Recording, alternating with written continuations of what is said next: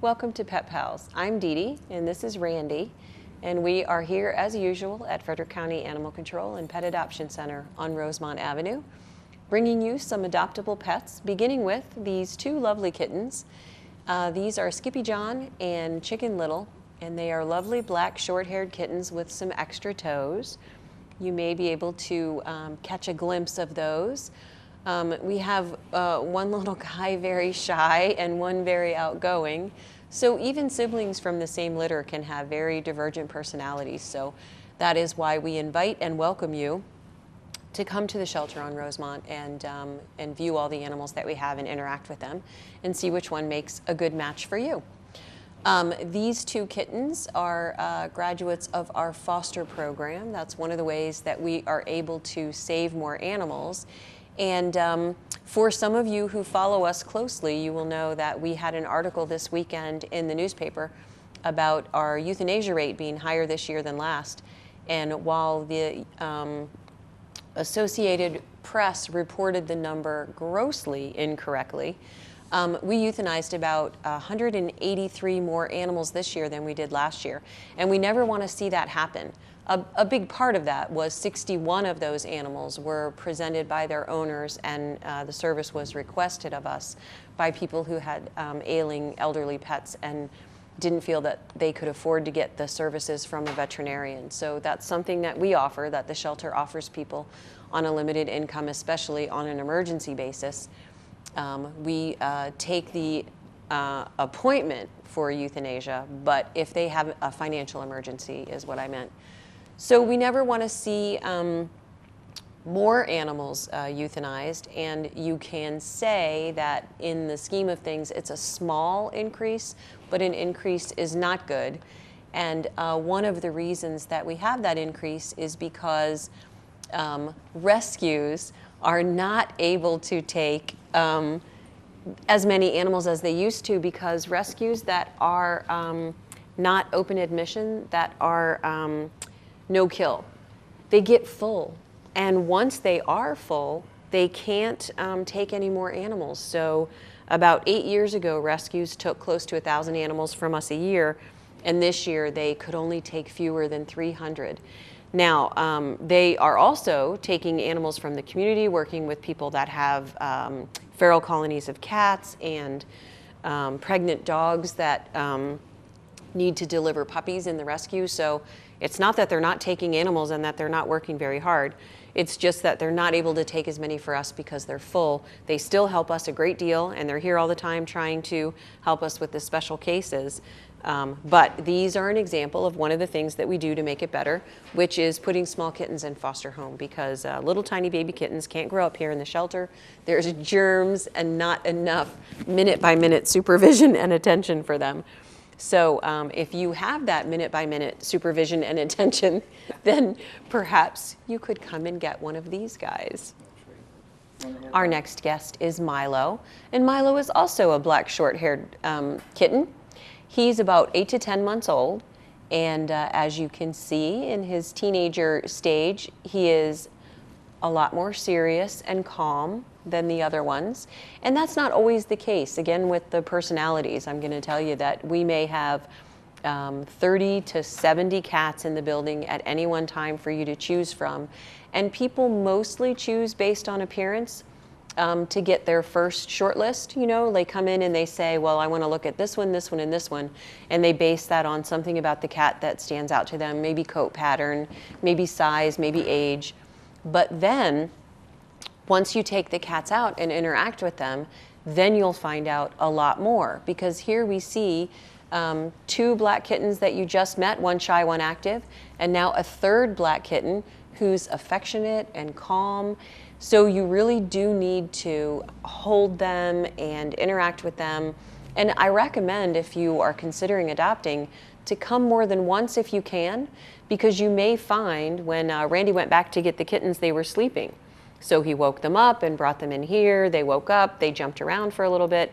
You may find that if you see those same kittens around 2 o'clock this afternoon, they'll be leaping and jumping and wrestling with each other. So you want to see the full spectrum of the behaviors they have to offer. And the same for Milo. In the morning, our staff comes in about 6 o'clock and opens all the cat cages and the dog cages, takes dogs out, clean, feed animals. So by 9 o'clock, which is about where we are now, they've had a full day. So they're napping and they've eaten. So if you come back later in the day, then you'll see them in an active phase again. And it's important to know, because between the kittens being 3 months old, like Chicken Little and Skippy John, and being 10 months old, like Milo, there's a lot that goes on, a lot that they learn about, a lot that they experience, and a lot that you will have to supervise. So as you can see, Milo's going to make someone a great lap cat. He is beautiful and affectionate, and we are looking for a home for all of our cats, but we think it's pretty important to match them with the right person, because pursuant to the article in the paper, we don't have a problem finding homes for healthy, friendly dogs. In fact, in Frederick, we're able to find homes for a lot of dogs with minor medical problems, and in some cases, training problems that are a hindrance, big dogs that knock people over, or little dogs that aren't house trained. It's not as easy to find enough homes for the cats we get. We get a few thousand a year, and some of them come to us very shy, some of them aggressive, even willing to hurt people or not allowing people to approach them. And we get a number of cats that test positive for leukemia. And right now in Maryland, we're having a very serious problem with rabies. So when we get cats in, they're screened for any bite wounds. We check out the history as much as we know. We have veterinarians look at them. We start them on their vaccinations. But it is not possible yet for us to find homes for all of the cats that come to us, whether they're brought to us by people who no longer want them or whether they come to us as strays. So if you have been thinking of getting a cat, don't forget that the shelter is a great place to do it, or a local rescue, because they come microchipped, spayed and neutered, started on their vaccinations, litter trained. You just can't beat the deal of getting your cat already ready to come home and be with you. So if you've been thinking about getting a cat and you think that Milo may make a good match for you or someone that you know, let us know, or go on petfinder.com and find his picture or video, share it on social network, or print out his profile and post it somewhere that people who may not know about the shelter might happen to see it. Our next guest is Gloria, and Gloria is a beautiful orange tabby with some white patches, and she was found as a stray cat, but she is older than the other cats that you've met so far today. We think she's older than 5 and younger than 8, so she's middle-aged like me. And she's already spayed before we got her, so she was definitely someone's pet. And I guess before I told you her name, I should have said that if anyone is missing this beautiful orange tabby or knows of someone who is, please let us know. We named her Gloria, so she probably has some other name that we don't know about.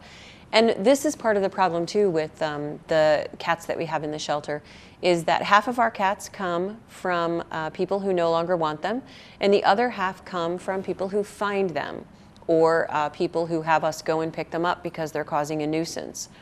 Of the half that are strays that come in lost, 4% of those get returned to their owner. So if you think about that, that's only 2% overall of the cats that come in here ever going back where they came from. Now, understandably, if someone relinquishes their cat, they're not going to take them back. They've already decided they can't care for them. But for the cats that come in here that don't have a history that we know of, it's surprising how many of them are spayed or even declawed. That hasn't been done as popularly as it used to be, but we get a lot of 5 to 7-year-old cats that are declawed. Gloria is not. Surely you would think you could find the owner of a cat who is mature, has been spayed and declawed and taken care of, but we don't. So only 4% of our cats that come in lost are ever reunited with their family. And there are people... 2% better than national. Oh, that's true. Randy wants me to tell you that nationally it's only 2%. So we're doing something right because ours is double that. But still, we would like to see every cat that comes in here apparently owned being reunited with the person who may be looking for her. So there are a lot of people doing a lot of work to make sure that that happens. There's a team of dogs in Frederick that are professionally trained to search for lost pets. They come to your house, they get sent articles of your pet, and then they go off and see if they can follow the trail. They'll deploy to the place your pet was last seen and look. One of the things that I recently saw on the internet was a suggestion to take, if you lose your pet, take a t-shirt or sock that you have worn and anchor it to the place where you last saw your pet and leave. Come back in a few hours. And sometimes the pet hasn't really left the area, finds the article once it's quieted down where you last were and will just wait for you. So it's really a good idea. It's important to anchor it down because you'll also have the experience of a dog finding something of yours and picking it up and carrying it off. So you want to make sure that they stay in the area so you can find them again. There is a Lost and Found Facebook page. Actually, there are several. But lots of people are trying to reunite pets with their owners. We take pictures of all of the lost animals that come in and post them on our county webpage. Everything we can, put pictures in newspapers. We go on the radio. I just don't know what more we can do, but just keep trying. We take lost reports. We put them in a computer software program and try to match them up with other descriptions. We keep copies of the lost report at our intake desk, at our front desk. So it is really seemingly hard to get people reunited with their missing cats. So if your cat is ever missing, first of all, take a picture of your cat right now on your cell phone if you have one, with your webcam on your computer, with a regular camera, any way you can. Take a picture of your cat right now and know where it is. And that way, if your cat is ever lost, please tell us immediately. Nothing wrong with calling us and saying, hey, I can't find my cat, and then 2 hours later saying, never mind, she came back. We would rather know than not know. So anything that you can think of also to help your neighbors, when you see lost cat posters, just keep an eye out, because people who usually see animals where they aren't usually are postal carriers and delivery people and service people. So make sure to be in touch with those people if you have a missing pet or if your neighbor does. And kids usually know, kids at the bus stop usually know if cats or dogs without people have passed by. If you don't have a Facebook account, find a friend that does. Oh yeah, Randy's right. If you don't have Facebook and you don't have a cell phone, have your friend take a picture or have your friend post on Facebook that your cat is missing. There are lots of ways that you can get the word out if you miss your cat. And if you don't, then you can come in and get one from us, like Gloria. Our next guest is Sammy, another short-haired black cat. And short-haired black cats is not all we have. Proof by Gloria, but we have plenty of cats here. It's just that the average number of days that a cat stays with us, whether relinquished or found as a stray, is from 30 to 60, and that's an average. So of course some kittens are here 2 days, and then some adult cats are here, like Couscous, 250 days. But the average stay for black cats is much longer, by about 3 times longer. So maybe that's because they're hard to see in the cage. We've talked about that before. Maybe it's because some people think they're bad luck. Absolutely false. I have a black cat. I'm the luckiest person I know.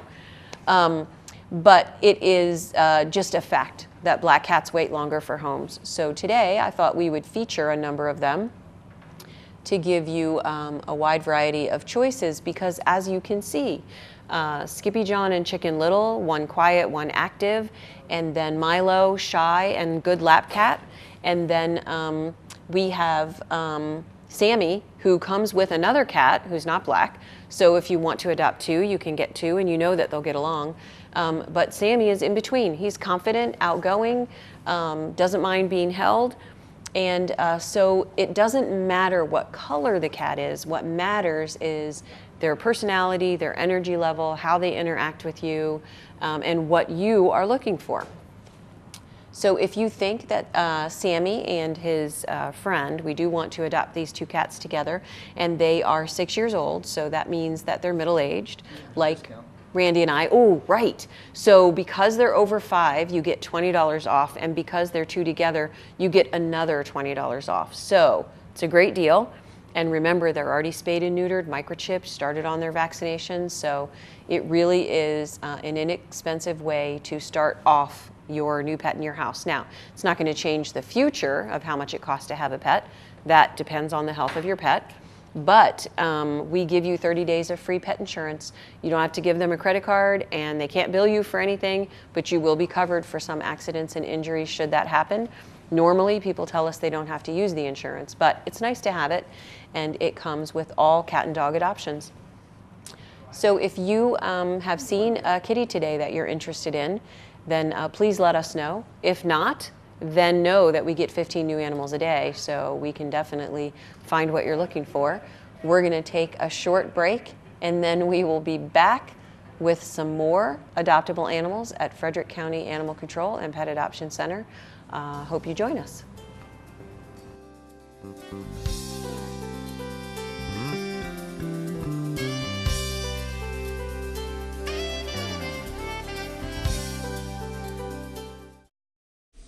Please like Frederick County MD on Facebook and follow us on Twitter at FrederickCOMD to get the latest information on actions by the Board of County Commissioners, emergency notifications, department events, programs and services, and links to online resources. Frederick County government has thousands of followers on Twitter and likes on Facebook. In addition to the county website at www.frederickcountymd.gov and FCG-TV, cable channel 19, social media is one more way we keep our citizens and visitors informed and involved in the actions of Frederick County government.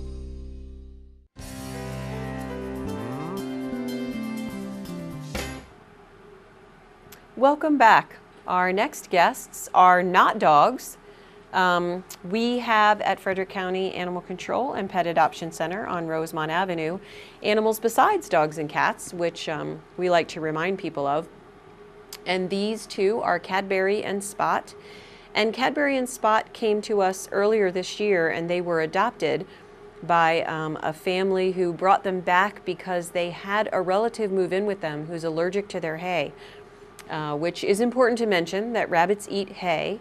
They eat Timothy hay, not more rich hay like alfalfa or other legumes. But Timothy or orchard grass mix is what they eat primarily, and obviously if they need to gain weight, you can give them rabbit pellets. Rabbit pellets also help to balance out deficiencies in any one single batch of hay, so you can use them as a supplement. But it is important to feed rabbits new foods very slowly. They're just like horses, and if they eat something new and strange, they don't have the bacteria in their body to digest it. So it takes a gradual change to introduce something, and once you do, rabbits can eat small amounts of fruit like bananas and apples, and they can eat pretty significant amounts of other greens like the tops of carrots, turnip greens. They like collard greens and kale. Stay away from the low nutrition greens like iceberg lettuce. Doesn't really have anything in it that they can eat, and it can give them a little bit of diarrhea. So it's very important if you get a bunny to think about how long they live, 10, 12 years, maybe a little bit longer, and how you're going to house the rabbit, because this is an active, athletic, agile animal, and putting them in a tiny box in the house and just leaving them in there is not kind. They certainly shouldn't live in a tiny box outside either, which many people, we all did that as children. But if you remember, our rabbits also didn't last very long. Rabbits have a really hard time in hot weather. They're subject to fly bites and other kinds of parasites. Also, stray dogs and wild animals can get at them. So they do need to live inside with us to be safe, and they do need to have a cage to put them in at night and when you're not watching them, because rabbits like to chew on things. But they need lots of exercise is my point. So you have to think about, if you want a rabbit, how you're going to provide that. Randy's giving you a perfect example right now, letting them hop around, and I was kind of hoping that they would do a little skippity jump that rabbits do called a binky. It's so cute, and if you've seen wild rabbits out in a pasture, they do it, and it just shows how excited they are. And I'm thinking it's possible that Nick's going to do that for you, a rabbit that we're going to meet in just a moment. So if you think rabbits are right for you, give us a call, come on down and meet them. We can also give you information on finding a rabbit vet. Our next guests are Lizzie and Callie, and Lizzie and Callie are guinea pigs. Both are tricolored, both are female, and they were given to us by a family who's expecting a new baby, and they didn't feel like they would be able to take care of the baby and keep up with the care of the guinea pigs. Guinea pigs aren't difficult to take care of, but they do obviously require some attention and some maintenance. And Lizzie and Callie do not need to be adopted together. So if you are just looking for one guinea pig, these girls are probably right for you. They're only 10 months old. And guinea pigs also eat hay, but they do in fact have to have pellets in addition to their hay because they have a really high need for vitamin C. So that is provided for in specially formulated pellets. They also can have small amounts of fruits and vegetables, but you have to be careful. They shouldn't have sugar.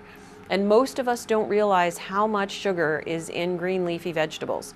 So they have to be only given tiny small amounts. And as we said with the bunnies, if you decide that a guinea pig is right for you, then we can tell you how to find a guinea pig vet in an emergency. And if you want to give ideal care to your pet, a really wonderful investment that you can make is in the annual checkup. If you take your guinea pig to the vet every year, it's not very expensive and they don't need to have any shots. They can do a little once over and look at their teeth and their gums and their nails and listen to their heart and their chest. There are a lot of illnesses that guinea pigs in your house are never going to get because they're never going to see other guinea pigs, which is where primarily guinea pig germs come from for illnesses. However, by taking them to the vet every year, and even for the dedicated guinea pig owner, they do it twice a year because these guys are so short-lived that twice a year is like you getting a physical every 5 years. So taking them to the vet can tell you if their teeth are crooked, if they're having any nutritional difficulties, if they're losing or gaining weight at a rate that would be alarming or indicative of something you need to do. It is really a great way to prevent yourself from ending up with a guinea pig emergency vet visit, which can be expensive. Probably not so much as it is for a dog or a cat because there's not as many surgical options for guinea pigs. They're tiny and fragile, and so some things that they come down with aren't solvable with surgery as you can for a dog and cat. Now, does that mean guinea pigs can't have surgery? Of course not. It's also a factor, unfortunately, of how valuable they are to their families. Some people will say that if a guinea pig only costs $10, then why would I spend $75 on a vet? If you think about that, that's kind of harsh. It shouldn't matter how much the guinea pig's initial investment was. If they're your pet and they're a member of your family, you really want to make sure that you're providing them the best health care that you can. And certainly we understand that there's financial constraints on families, and it may even be one of the reasons that you choose to get a pocket pet instead of a dog or a cat. But you should consider any additional mouth to feed as an ongoing commitment financially so that you are prepared for that. And the reason we stress that is many people bring us animals because they say they surprisingly got the animal and didn't realize that there would be a cost associated with keeping them, so they bring them to us realizing that they can't do it. So if you think a guinea pig would make a good pet for someone in your family, then let us know. They do make wonderful children's pets. It's possible for kids to take care of them. Just make sure you're not getting a pet with in mind punishing your child for not following through. Kids are forgetful and they have lots of demands on their time with after-school activities. So if you, as the adult, aren't interested in taking on some of the care of the pet, then by all means, don't get one. Our next guest is Nick, and Nick is a 10 to 12 month old silver male chinchilla rabbit, And he was given to someone a couple of days before they brought him to us because their dogs tried to harm him. So Nick doesn't have any residual fear of dogs, but he might be best in a home without dogs after that experience. But I can tell you, when I was in college, I had a rabbit that looked very similar to Nick, and he and my dog were fast friends. They got along very well. But you always have to be careful with prey animals and predator pets, because it's easy for animals to mistake what the rabbit is for, and also easy for them to get excited and play and cause each other harm if there's a big size difference.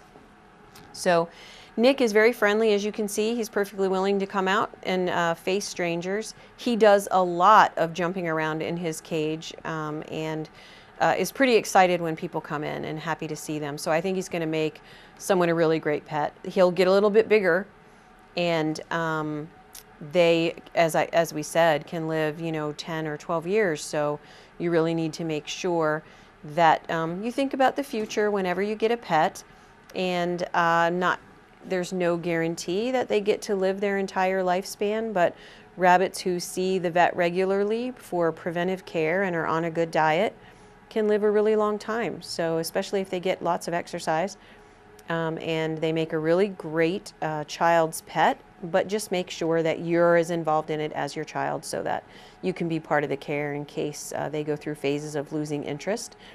And if you have any questions about what rabbits need, we have a wonderful volunteer who comes in and talks to people about bunny care.